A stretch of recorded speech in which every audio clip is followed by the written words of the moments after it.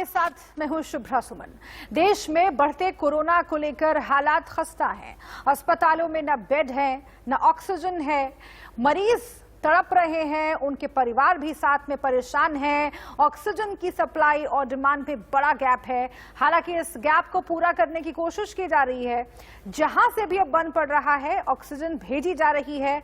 Britain ने दिल्ली की मदद की है और वेंटिलेटर से लेकर दूसरे उपकरण प्लेन से भेजे हैं। तो वहीं दुबई से भी ऑक्सीजन आई है। ऑक्सीजन को दूसरी जगहों पर भेजा जा रहा है। वहीं एमपी के रायगढ़ से दिल्ली कैंट ऑक्सीजन टैंकर पहुंच चुके हैं। तो वहीं बोकारो से ऑक्सीजन एक्सप्रेस निकल चुकी है। तो ये कुछ तस्वीरें आप देखिए, देश विदेश से जो मदद के हाथ है आगे बढ़ रहे हैं, लेकिन कमी इतनी बड़ी है कि अभी भी आप देख सकते हैं कि अस्पतालों में कितनी भारी किल्लत ऑक्सीजन की मची हुई है। उसकी वजह से जानें भी जा रही हैं, लोगों में दहशत है। लेकिन जो मदद के हाथ आगे आ रहे हैं वो बहुत महत्वपूर्ण है ऐसे हालात में, क्योंकि दिन पर दिन कोरोना के केस बढ़ते जा रहे हैं। अस्पतालों में मरीजों की संख्या बढ़ रही है। ब्रिटेन से ऑक्सीजन दिल्ली पहुंचा है और इसके साथ ही एक दूसरे की मदद राज्य भी कर रहे हैं।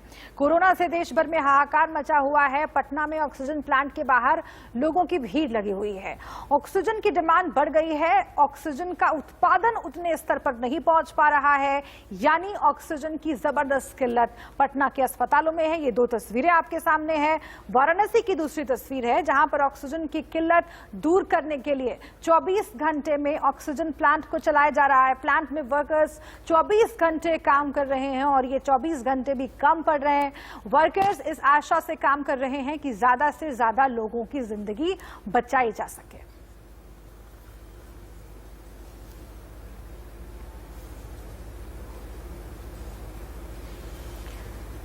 तो पूरा देश कोरोना महामारी से कराह रहा है। बिहार की भी हालत आपको बताते हैं। बिहार में स्थिति दिन प्रतिदिन भयावह होती जा रही है। सबसे ज्यादा खराब स्थिति ऑक्सीजन की कमी को लेकर है। चारों तरफ ऑक्सीजन को लेकर हाहाकार मचा हुआ है। पटना में 3 ऑक्सीजन गैस प्लांट है जो सभी निजी कंपनियों के हैं। इन्हीं पर पटना के लगभग 90 सरकारी और गैर सरकारी अस्पतालों को ऑक्सीजन देने का जिम्मा है। हालांकि तीनों प्लांट में हर रोज 24 घंटे से ज्यादा लगभग 4000 ऑक्सीजन सिलेंडर्स ही भरे जा रहे हैं, जो कि नाकाफी साबित हो रहे हैं।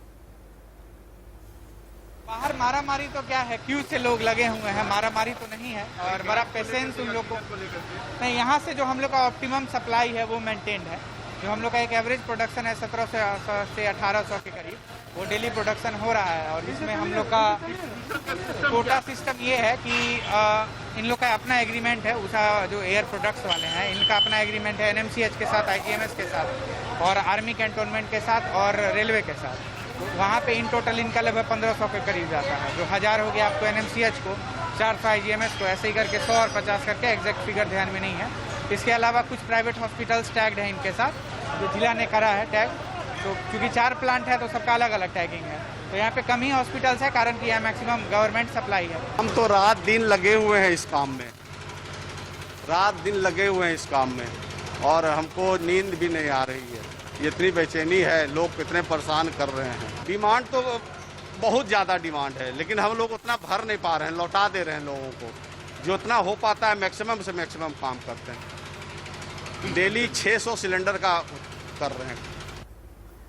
अब आगरा का हाल भी जान लीजिए। आगरा में भी लोग ऑक्सीजन की तलाश में एजेंसियों के चक्कर लगा रहे हैं। ऑक्सीजन की किल्लत होने से लोग परेशान हैं। अस्पतालों में ऑक्सीजन या तो कम है या फिर कुछ घंटों की है। डीएम ने कहा है कि अस्पतालों के ऑक्सीजन टैंक भर दिए गए हैं, इसीलिए डरने की जरूरत नहीं है। लेकिन लोग कैसे माने, क्योंकि लोगों के सामने जो परेशानी आ रही है वो भुगत रहे हैं। अपनों की जान दांव पर लगी हुई है। ये कह रहे हैं हम यहाँ पे बाकी वैरी रिफिलिंग सेंटर पे खड़े। हम यहाँ पे आते हैं तो ये हमें एडवांस के लिए प्रेफर करते हैं। एडवांस पे जाते हैं तो वो हमें राधा रानी के लिए प्रेफर करते हैं। अभी भी मैं 40 किलोमीटर दूर बरहन से आ रहा हूँ, बिल्कुल जस्ट अभी बरहन से। वहाँ पे भी बोला कि आप एडवांस पे जाइए। एडवांस पे सुबह 3 बजे नंबर लगा रहे तो दूसरे सुबह 4 बजे तक नंबर आ रहा है।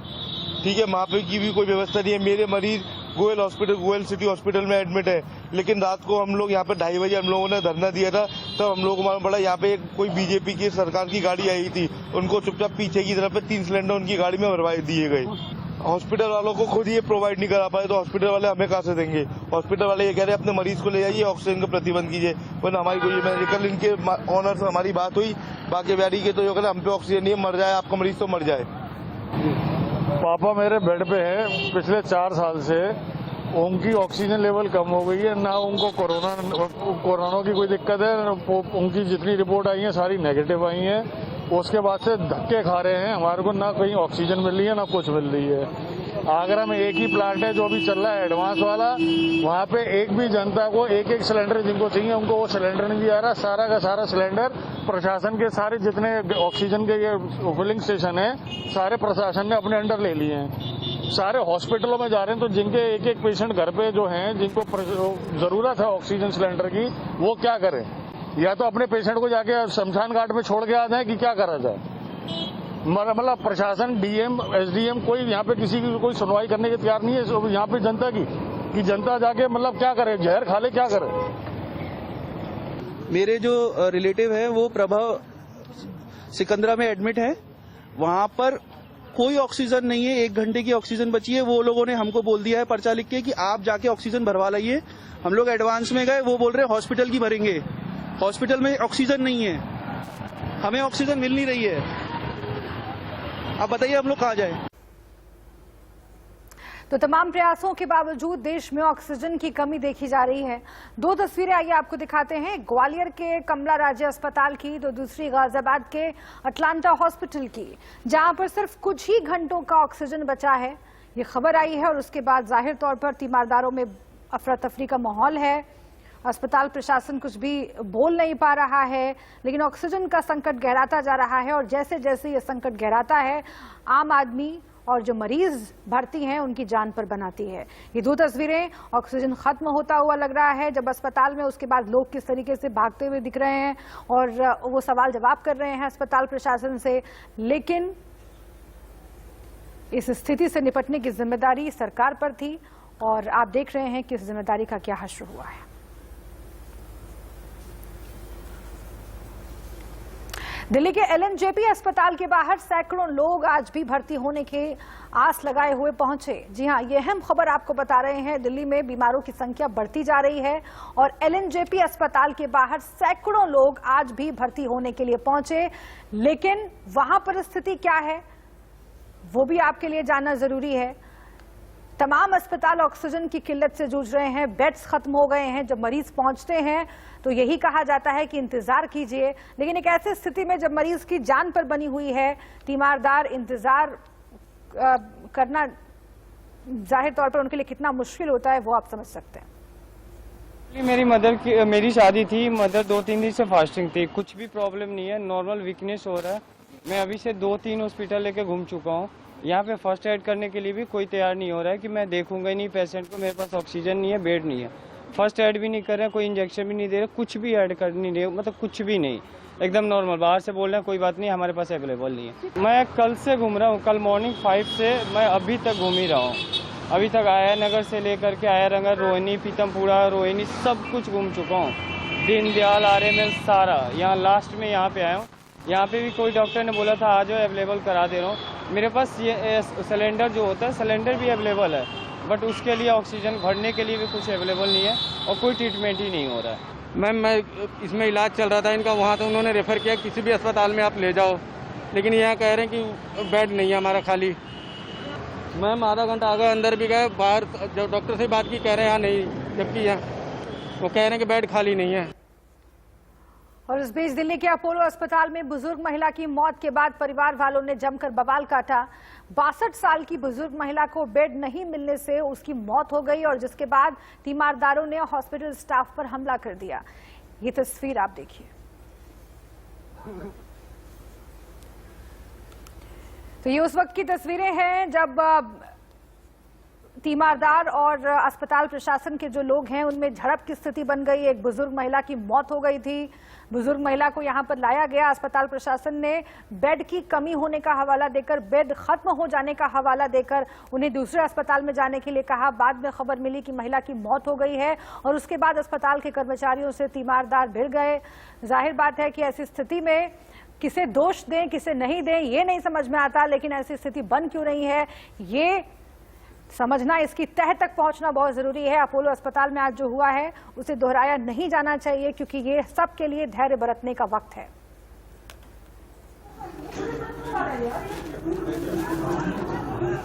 अपोलो अस्पताल की ये तस्वीरें हम आपको दिखा रहे हैं। पूरे दिल्ली में इस तरह की हालात पैदा हो रहे हैं। लोग अपने परिवार वालों को लेकर, मरीजों को लेकर अस्पताल पहुंचते हैं। वहां पर ये कह दिया जाता है कि बेड्स अवेलेबल नहीं है। जहां पर बेड्स अवेलेबल है वहां पर दूसरी तरह की दिक्कतें आ रही हैं। डॉक्टर नहीं है, दवाइयां नहीं है, बेड नहीं है।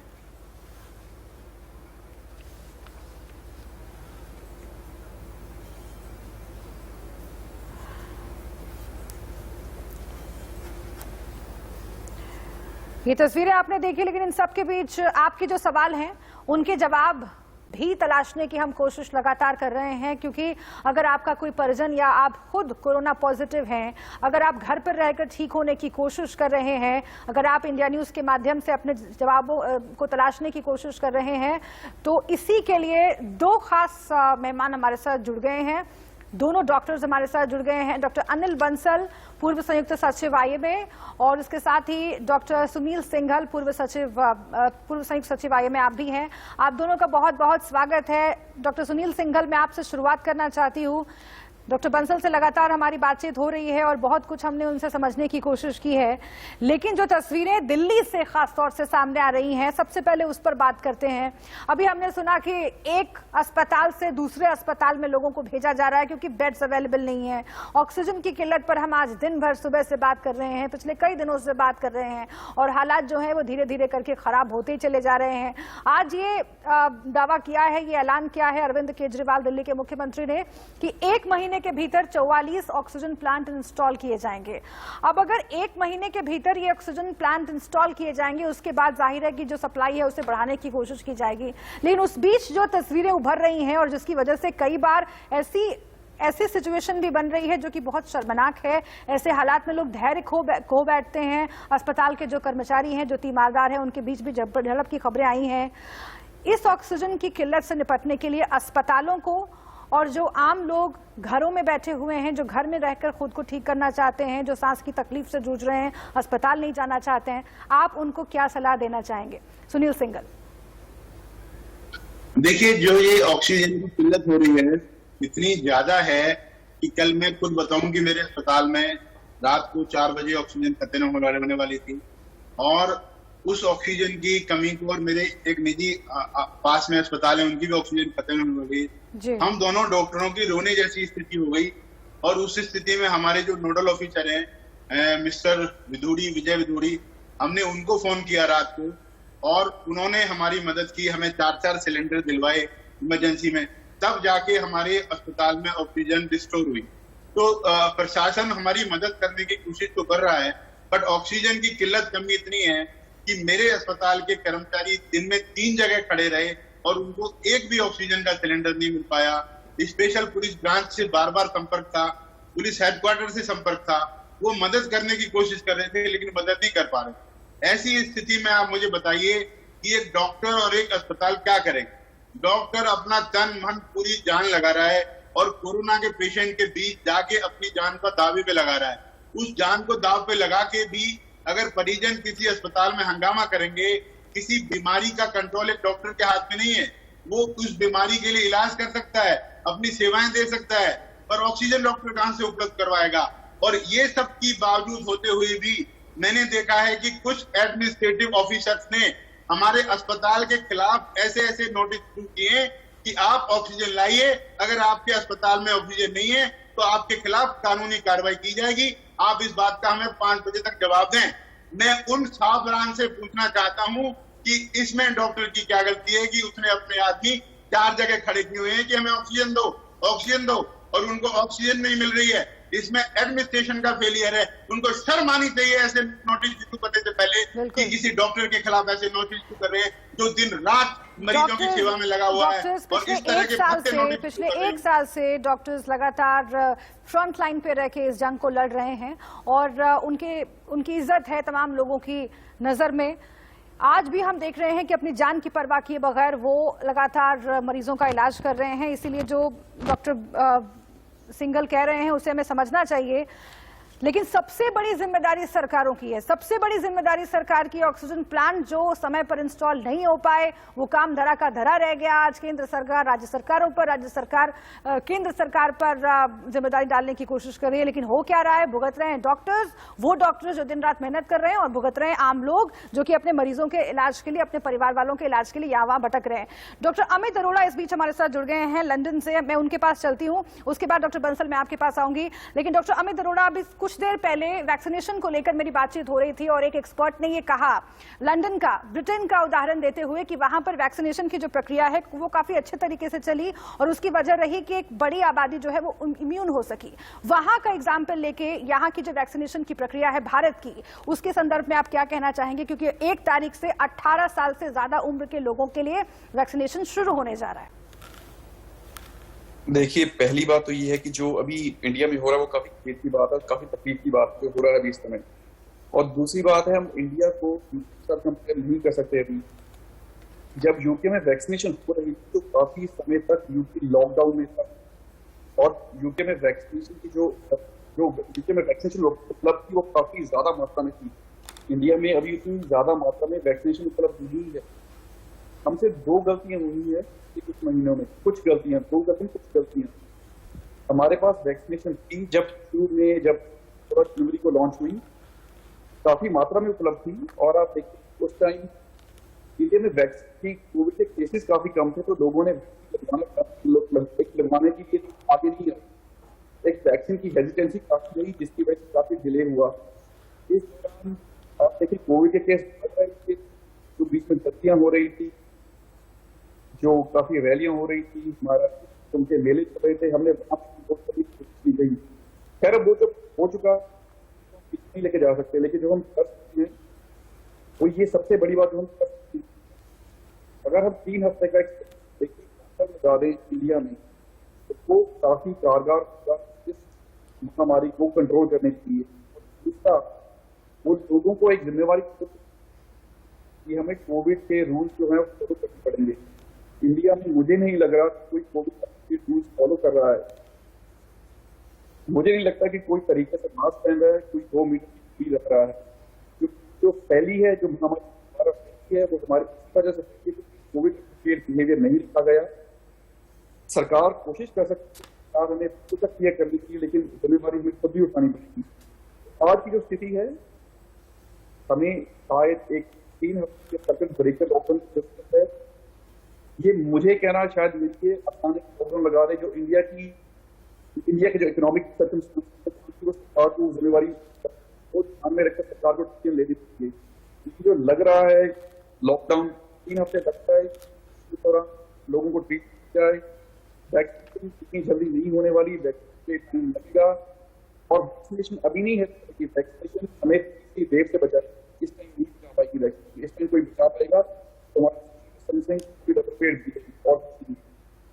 ठीक है। आप कह रहे हैं कि कई गलतियां हुई हैं और उन्हीं गलतियों का नतीजा है कि हम देख रहे हैं आज कितनी भारी तादाद में कोरोना केसेस इंडिया में बढ़े हैं और उससे निपटने की जो हमारी रफ्तार है, जिस तरीके से लोग जान गंवा रहे हैं, वो वाकई देखना बहुत दुखद है, बहुत मुश्किल है।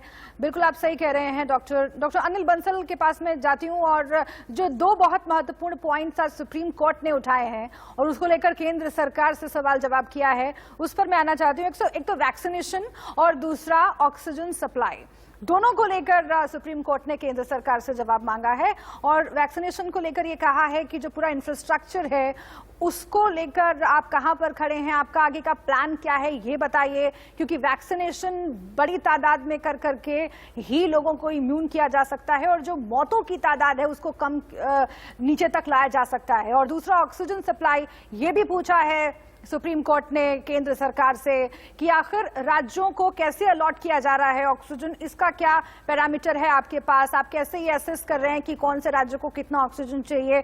क्या आपके पास प्लान है इसको लेकर, ये भी बताइए। तो ये कितनी जल्दबाजी, कितना जल्दी करना होगा सर, और कितनी जल्दी ये फैसला लेना होगा ताकि मौतों की संख्या को घटाया जा सके? लेवल पर इमीडिएटली लेना चाहिए। सुप्रीम कोर्ट ने सही पॉइंट उठाया है। एक तो वैक्सीनेशन, हमारा देश इतना बड़ा है, हमारे यहाँ एक प्रॉब्लम क्या है कि लोग अंधविश्वासी बहुत है। इंटरनेट के ऊपर, व्हाट्सएप के ऊपर मैसेज आते हैं, उनको बहुत फॉलो करते हैं। उसमें बहुत शुरू में जो वैक्सीनेशन वीक इसलिए हुआ कि हवा फैल गई कि वैक्सीनेशन करने के बाद किसी की डेथ हो गई या किसी को कॉम्प्लिकेशन हो गई, जिसकी वजह से आम लोग जो है वैक्सीनेशन से डरने लगे। अब क्योंकि कोरोना बहुत तेजी से फैला है, लोगों को पता लगा है कि वैक्सीनेशन बहुत जरूरी है और करना चाहिए, लेकिन पॉपुलेशन बहुत ज़्यादा है। तो सुप्रीम कोर्ट ने सही गाइडलाइन मांगी है गवर्नमेंट से, 21 ढंग से करें जिससे क्यों ना बचे। ऐसा ना हो कि एक तरह के बाद रश बढ़ जाए, सोशल डिस्टेंसिंग खत्म हो जाए और लोगों को बजाय फायदा होने के नुकसान होने। तो ये बहुत जरूरी है। गवर्नमेंट को एक ब्लूप्रिंट बनाना चाहिए, सबके सामने रखना चाहिए कि वैक्सीनेशन कैसे करेंगे। दूसरा पॉइंट जो आपका था, ऑक्सीजन। ऑक्सीजन की कमी तो हो चुकी है और मरीज बहुत ज्यादा है, तो हमें लोगों को अंदर, सरकार तो ऑक्सीजन भेजे, अस्पतालों में दे, लेकिन लोग अपना गुस्सा डॉक्टरों पे या अफसर डॉक्टरों पे, अस्पतालों पे ना निकालें। सबको मिलके काम करना चाहिए, सबको प्रॉब्लम है और उस इतनी बड़ी महामारी को सब लोग मिलके लड़ेंगे तो अच्छे से इसको कंट्रोल कर पाएंगे, ऑक्सीजन भी दे पाएंगे।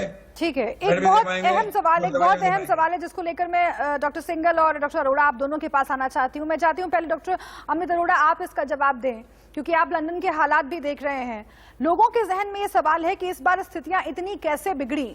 क्या उसकी वजह वही तमाम गलतियां हैं जो आप गिनवा रहे हैं, या फिर कुछ और कारण भी हो सकता है? क्योंकि पिछली दफा हमने देखा था अमेरिका में बहुत खराब हालात हुए थे, ब्राजील में इस बार भी खराब हालात है, लेकिन मौतों की तादाद जो बढ़ी है इस बार भारत में, जो फर्स्ट वेव था कोरोना का, उसमें इतनी खतरनाक तरीके से मौतें हम नहीं देख रहे थे। इस बार तादाद ज्यादा है, दर भी ज्यादा है। आखिर उसकी क्या वजह रही कि आज हम मौतों की संख्या में यहां पर खड़े हैं?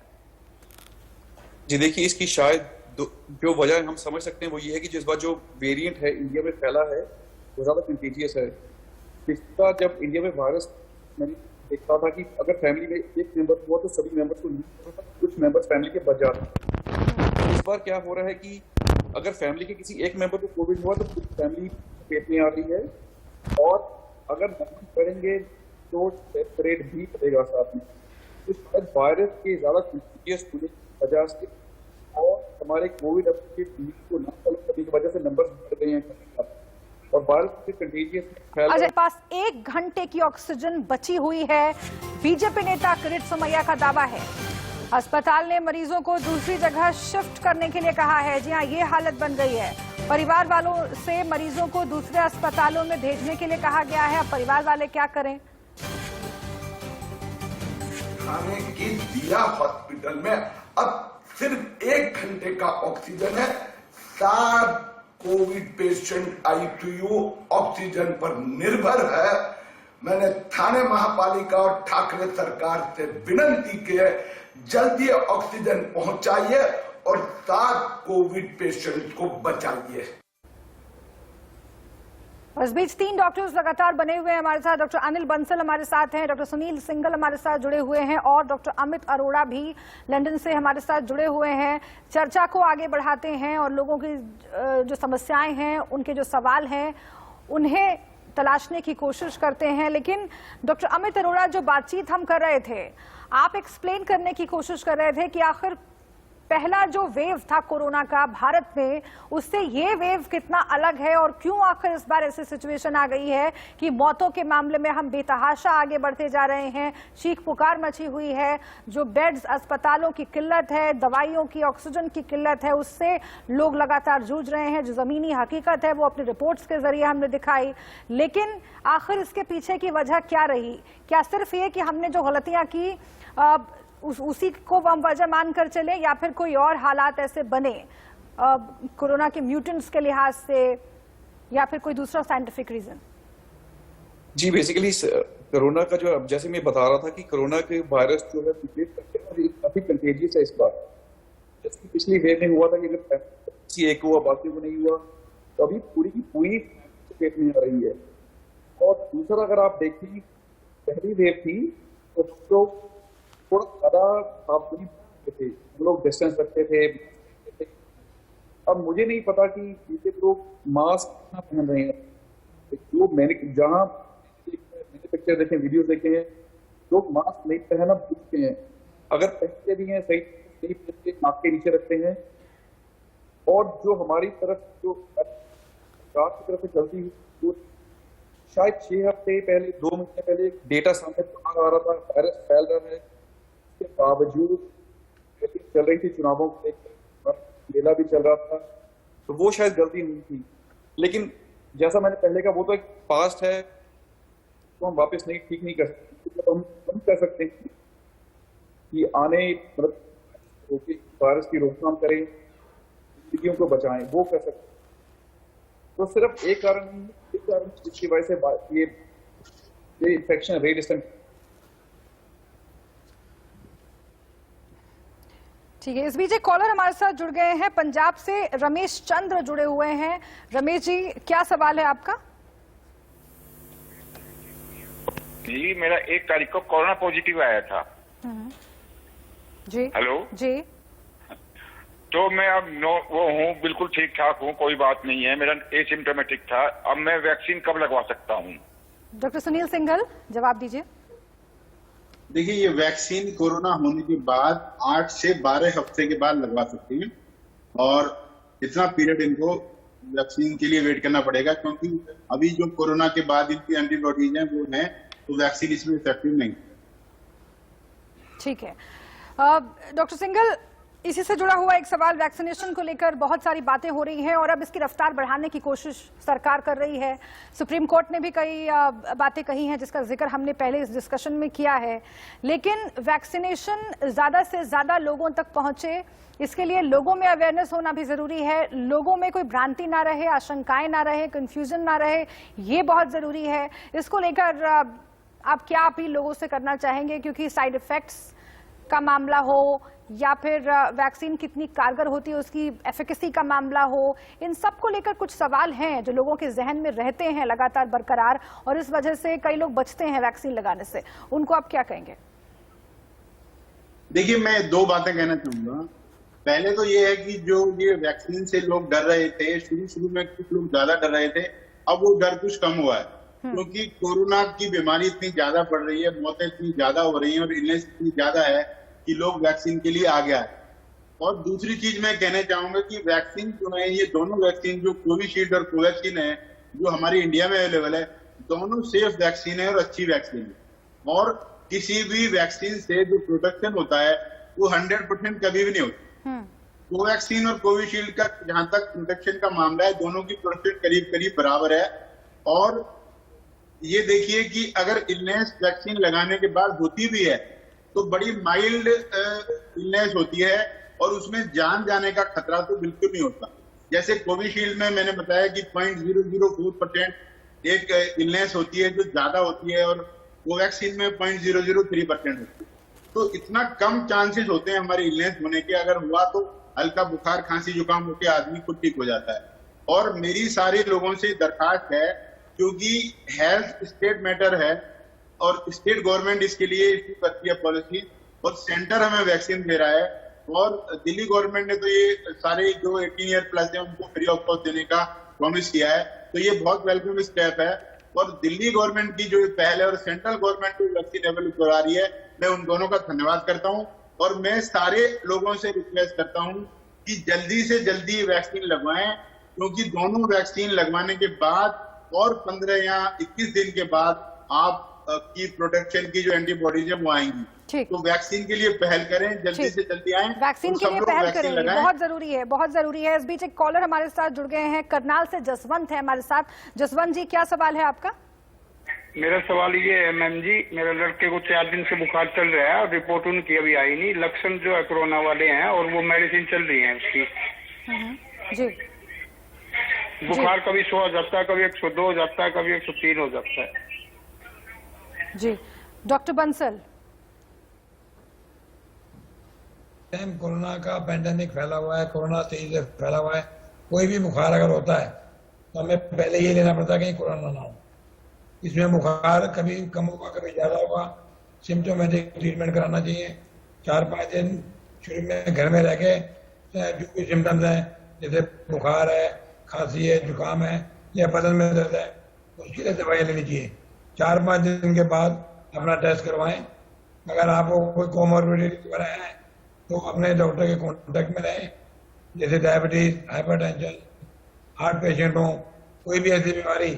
क्योंकि कोरोना में जब हमारे शरीर में इन्फेक्शन होता है तो ये बीमारियां जो हैं इनके ऊपर थोड़ा सा असर पड़ता है, कंट्रोलिंग कम होती है। आज की तारीख में जैसे कि केसेस बढ़ रहे हैं तो ऑर्डिनरी पेशेंट जो सिंपल डायबिटीज के हैं, हाइपरटेंशन के हैं, उनको बहुत मुश्किल हो रही है। उनको डॉक्टर नहीं मिल रहे, अस्पतालों में जगह नहीं मिल रही। तो इसलिए घबराएं नहीं, अपने घर में रह के आराम करें और 4-5 दिन के बाद ठीक है। डॉक्टर अमित अरोड़ा, अगर आप इसमें कुछ ऐड करना चाहें आप जरूर ऐड करें। और एक और सवाल जो इससे पहले जो हमारे कॉलर थे उन्होंने किया था कि अगर कोरोना पॉजिटिव होकर ठीक हो गए हैं उसके बाद क्या वैक्सीन लगवाना चाहिए? इन दोनों सवालों का जवाब दीजिए। जी, पहले मैं दूसरे सवाल का जवाब देता हूँ कि अगर कोरोना पॉजिटिव हो भी गए हैं तो भी वैक्सीन लगवानी चाहिए, क्योंकि जैसे डॉक्टर कोरोना अभी भी हुआ तो कर सकते हैं। यूके में वैक्सीन तो हम 4 हफ्ते के को वैक्सीन देने की स्थिति में थे, क्योंकि इंडिया में भी वैक्सीन तो शायद पेशेंट 8 से 12 कर सकते बारी के लिए। और जो पहले सवाल कि आपने बता जिन्होंने कुछ बता रहे हैं, अब कुछ बताना चाहूंगा। यूके में कोविड पीक पर था तो हमने क्या देखा, जिस पेशेंट को हम मान के चल रहे थे कोविड है, बाद में एक स्टडी भी आई थी, डेटा भी आया था, जो नॉर्मल वायरस का फैलता है सिर्फ 1%। कोविड और फ्लू सिर्फ और फ्लू नहीं आया था। तो शायद कोविड इतना प्रेवलेंट हो गया था बाकी वायरसेस को बाहर नहीं आने दिया, या वो बाकी वायरसेस एक बार दब गए हैं। तो जो लाइवलीहुड है, जो पेशेंट है जिन्होंने बात की है करनाल से, उनको कोविड है। और आप ये भी ध्यान में रखें कि 80% पेशेंट्स कोविड के घर बैठे ठीक होंगे, 15% पेशेंट्स को कुछ ट्रीटमेंट चाहिए और 5% सीरियस केसेस होंगे कोविड के। तो जो इन्होंने सिम्टोमेटिक वो तो कभी साथ में जो जहां मुश्किल आती है वो इससे आ रही है कोविड पेशेंट, हम कहते हैं एसिम्प्टोमेटिक ऑक्सीजन, जिसका मतलब है कि ऑक्सीजन कम हो रही है और पेशेंट को पता नहीं चल रहा जी। तो अगर पेशेंट एक्सेस है पेशेंट के पास ऑक्सीमीटर की, पल्स ऑक्सीमीटर की जो आम मिलता है वैसे तो इंडिया में, लेकिन शायद अभी किल्लत हो सकती है नंबर ऑफ केसेस की वजह से, वो पेशेंट्स अपने पास रखें। अगर लेवल 5% ऊपर हैं और पेशेंट्स ठीक महसूस करें तो वो घर पे आराम करें, घर पे मेडिसिन सिम्टोमेटिक ट्रीटमेंट करें। अगर ऑक्सीजन लेवल 92 और 95 के बीच में, 94 के बीच में है और उनको तकलीफ हो रही है, फिर उनको एडमिशन की जरूरत है। नहीं तो वो फोन, अगर वो ठीक है ऑक्सीजन लेवल 92 से अबव ठीक है लेकिन कोई परेशानी नहीं है, वो डॉक्टर से फोन पे बात कर सकते हैं। अगर ऑक्सीजन लेवल 92 से कम हो रहे हैं तो इन पेशेंट्स को हॉस्पिटल एडमिशन की जरूरत पड़ सकती है। तो उनको डेफिनेटली डॉक्टर से मिलना पड़ेगा, क्योंकि जो कोरोना में ठीक मार रही है काफी, तो पेशेंट को खास करके ठीक है, एसिम्प्टोमेटिक हाइपोक्सीमिया कम हो रही है, उन्हें ठीक है, तो जो आम लोगों को, जो दर्शकों को ख्याल रखता है वो भी हम बता रहे हैं, और वैक्सीनेशन जो कि थर्ड फेज का शुरू होने वाला है और वहां पर सरकारों को, प्रशासन को क्या इंतजाम करने हैं उस पर भी हमने बात की, क्योंकि इस बार चुनौती बहुत बड़ी रहने वाली है। तादाद लोगों की बड़ी होगी जिनको वैक्सीनेट करना है, और कोरोना केसेस भी इस दरमियान बहुत बढ़ गए हैं, बेतहाशा बढ़े हैं, और इसीलिए थर्ड फेज का जो वैक्सीनेशन है वो आसान नहीं होगा। और सुप्रीम कोर्ट ने केंद्र सरकार से पूछा भी है कि आपका क्या प्लान है। जाहिर है कि सरकारों की जिम्मेदारी है, वो प्लान पर काम कर रही है, लेकिन अब इसे एग्जीक्यूट करने का वक्त है। बहुत शुक्रिया आपका डॉक्टर अनिल बंसल, आपका शुक्रिया डॉक्टर सिंघल, आपका भी शुक्रिया डॉक्टर अमित अरोड़ा, आपका भी शुक्रिया हमारे साथ जुड़ने के लिए। एक छोटे से ब्रेक का यहाँ पर वक्त है, लेकिन तमाम अहम खबरें जारी हैं इंडिया न्यूज पर। लगातार ओपीडी चल रहा है ताकि आपके सवालों का जवाब